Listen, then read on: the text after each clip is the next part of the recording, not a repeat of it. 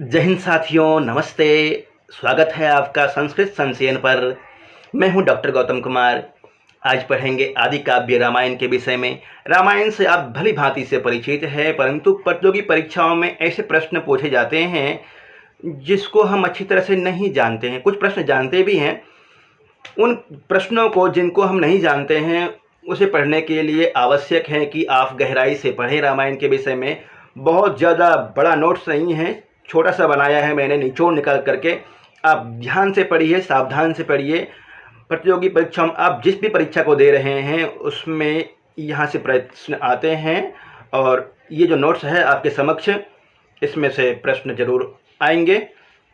आइए पढ़ते हैं। एक तो याद रखिए पहले, आदि काव्य कौन सा है, ये प्रश्न आता है। आदि काव्य रामायण है।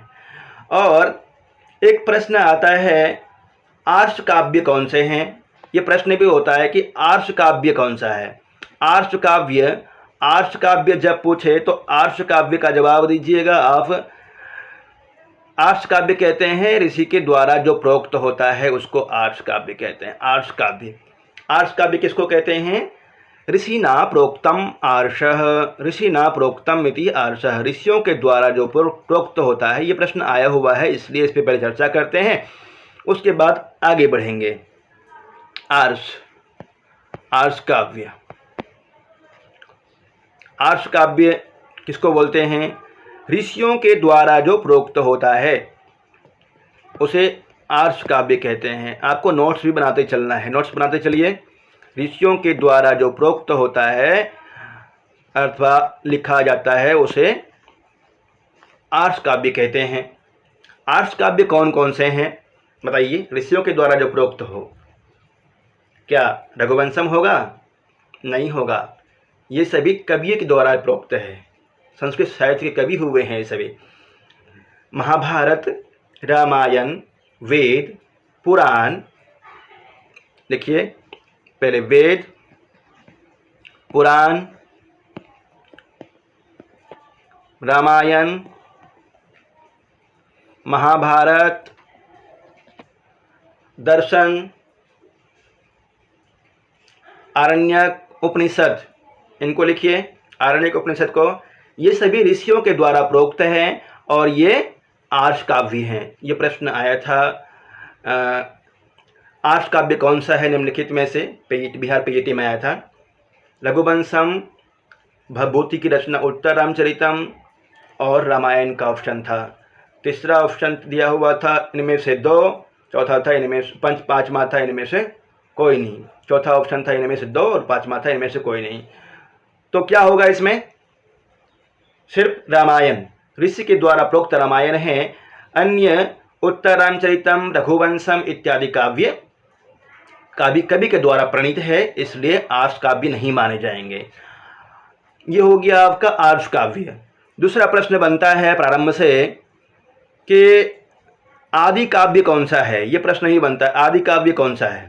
आदि काव्य का जब प्रश्न आए तो आदि काव्य में आप डालेंगे रामायण। आदि काव्य रामायण।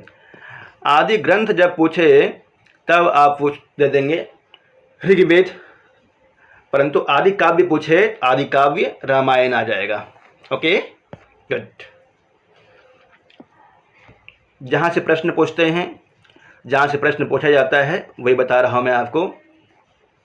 एक प्रश्न आता है, आदि कवि कौन है? महर्षि वाल्मीकि आदि कवि। आदि काव्य रामायण। रामायण का प्रथम श्लोक कौन सा है बताइए? रामायण का प्रथम श्लोक है, तपः स्वाध्याय निरतम तपस्वी वागविदाम्बरम। तपः स्वाध्याय निरतम तपस्वी वागविदाम्बरम नारदम परिपप्रच्छ वाल्मीकिर मुनिपुंगवम। ये रामायण का प्रथम श्लोक है। साथ साथ नोट्स भी बनाते चलना है आपको।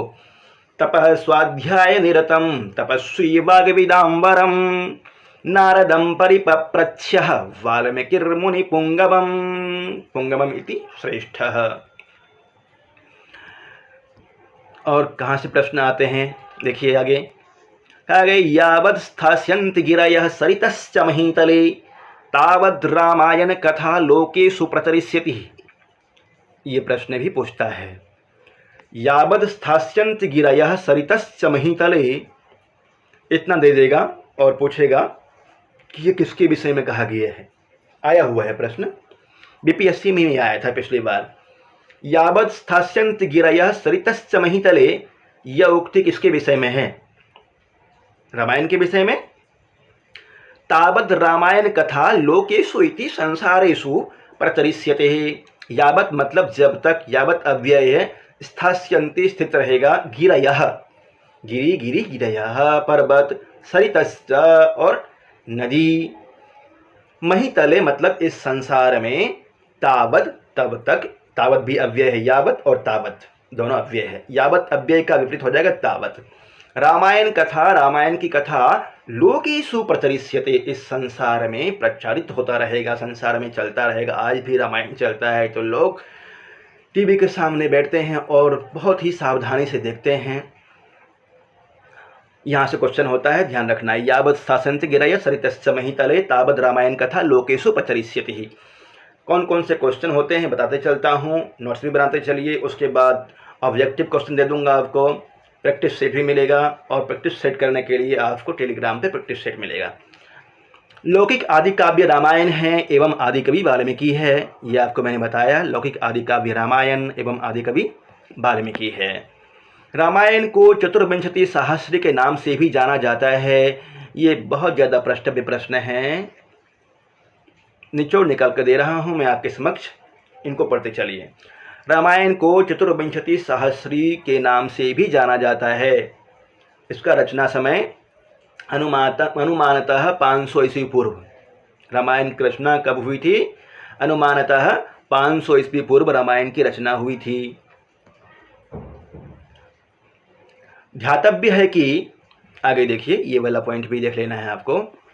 ध्यातव्य है कि गायत्री मंत्र में कुल 24 अक्षर होते हैं, 24 अक्षर होते हैं गायत्री मंत्र में, तथा रामायण में 24,000 श्लोक है।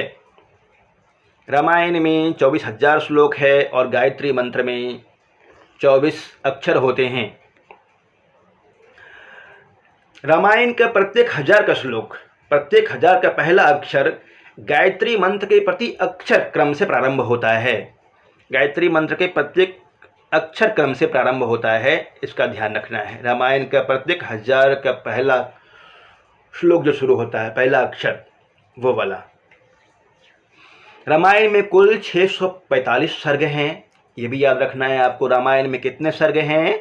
रामायण में 645 सर्ग हैं जी। आगे देखिए। तमसा नदी के तट पर क्रौंच वध से दुखी होने पर वाल्मीकि के मुख से प्रथम श्लोक अनुष्टुप छंद में निकला। इस बार बीपीएससी में पूछा था इस बार कि रामायण में किस छंद की बहुलता है? अनुष्टुप छंद की बहुलता है। और प्रथम श्लोक कौन सा है, ये भी प्रश्न आया था। किस छंद में है? अनुष्टुप छंद में है।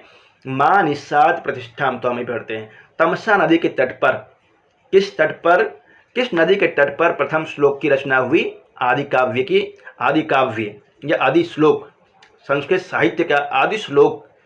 माँ निस्साद प्रतिष्ठाम त्वम अगम शाश्वती समः यत् क्रौंच मिथुनादेकम अवधि काम मोहितम। इस श्लोक की रचना किस नदी के तट पर हुई? ये प्रश्न भी बन सकता है, आपको याद रखना है। तमसा नदी के तट पर हुई। तमसा नदी के तट पर क्रौंच वध से दुखी होने के बाद, क्रौंच वध से दुखी होने के बाद इस श्लोक की रचना हुई थी। इसके विषय में कहानी आप जान रहे हैं, नहीं तो बाद में प्रकाशित कर दिया जाएगा। क्रौंच वध से दुखी होने के बाद मानिषात् प्रतिष्ठां त्वम् आगम शाश्वती समः, मानिषात् प्रतिष्ठां त्वम् आगम शाश्वती समः यत् क्रौंच मिथुनादेकम अवधि काम मोहितम। ये श्लोक वाल्मीकि जी के मुख से प्रथम बार निश्चित हुई थी। अनुष्टुप छंद में, ध्यान रखना है। आदि काव्य रामायण में 7 कांड है जी। आदि काव्य रामायण में कितने कांड है? आदि काव्य रामायण में 7 कांड है, 7 कांड है। सबसे छोटा कांड कौन सा है और सबसे बड़ा, ये पूछता है। इस बार महाभारत का पूछा था, सबसे बड़ा पर्व कौन सा है? रामायण में सबसे छोटा कांड है किष्किंधा कांड। जहाँ पे बाली सुग्रीव से श्री राम जी की मित्रता होती है, बाली से युद्ध होता है। सबसे बड़ा युद्ध और सबसे बड़ा कांड है लंका कांड। सबसे छोटा कांड कौन सा है साथियों? किष्किंधा कांड सबसे छोटा है, याद रखिए। और सबसे बड़ा कांड है लंका कांड। सब कुछ याद हो जाएगा आपको, बस ध्यान से पढ़ते रहिए, धैर्य से पढ़िए। आगे बढ़ते हैं बालकांड। प्रथम नंबर पे बालकांड। बालकांड में 77 सर्ग है, 77 सर्ग। बालकांड में कितने सर्ग है, ये प्रश्न भी पूछ सकता है। बालकांड में 77 सर्ग है। रामायण में कुल कितने सर्ग? रामायण में कुल 645 सर्ग है और 7 कांड है, इसका ध्यान रखना है। बालकांड को और अंतिम उत्तरकांड को कक्षिप्त मानते हैं कुछ विद्वान, नोट में लिखा हुआ है। बालकांड के विषय में जानते हैं। बालकांड में 77 सर्ग है। ब्रह्मा एवं नारद जी की प्रेरणा से वाल्मीकि द्वारा रामायण की रचना की जाती है। बालकांड में वर्णन है। श्रवण दशरथ संवाद मिलता है बालकांड में, श्रवण एवं दशरथ संवाद। उसके बाद पुत्रष्टि यज्ञ में ऋषि श्रृंग द्वारा ब्रह्मत्व, ऋषि श्रृंग होते हैं, इनके ब्रह्मत्व में पुत्रष्टि यज्ञ होता है। पुत्रष्टि यज्ञ ऋषि श्रृंग के ब्रह्मत्व में होता है। और यही ऋषि श्रृंग आगे चल के शांता एक दशरथ की पुत्री थी, शांता, इसके पति बनते हैं ऋषि श्रृंग। इसका कहानी इस तरह से है कि दशरथ ने शांता को, राजा दशरथ, अयोध्या के राजा दशरथ ने शांता को किसको दिया था? इस शांता को रोमपाद को दिया था। रोमपाद शांता के मामा है, रोमपाद या लोमपाद आया, इस तरह से नाम आता है इसका। इन्होंने इसकी शादी करवा दी, शांता की शादी करवा दी किससे? श्रृंग ऋषि से, लिया हुआ ऋषि श्रृंग से शादी करवा दी शांता की। ध्यान रखिए, ये शांता के पति का नाम क्या है? शांता के पति का नाम ऋषि श्रृंग। शांता किसकी पुत्री है? शांता दशरथ की पुत्री है, याद रखिए इसको अच्छी तरह से। उसके बाद वर्णन आता है विश्वामित्र के साथ आश्रम गमन। विश्वामित्र के साथ राम लक्ष्मण विश्वामित्र के आश्रम जाते हैं। उसी क्रम में अहिल्योद्धार, तारकावध, सुबाहु वध, एक मारीच का भी वध होता है यहां भी, और अरण्यकांड में भी है। नामक राक्षसों का वध किया जाता है। राम सीता विवाह वर्णन। बालकांड में श्रवण एवं दशरथ संवाद, उससे पहले नारद एवं ब्रह्मा जी के संवाद से लेकर के राम सीता एवं चारों भाइयों के जो विवाह होती है वहां तक बालकांड का वर्णन आता है। सभी बालकांड में आ जाएगा। प्रश्न पूछे यहां से तो जवाब दीजिएगा, सभी बालकांड में है। इनमें से कोई घटना लेकर के प्रश्न पूछ सकता है। बीपीएससी में पिछली बार आया था प्लस 2 लेवल पे 11वीं 12वीं में, अहिल्योद्धार किस कांड में वर्णित है? अहिल्योद्धार किसमें है बताइए? बालकांड में। जी, अहिल्योद्धार बालकांड में है।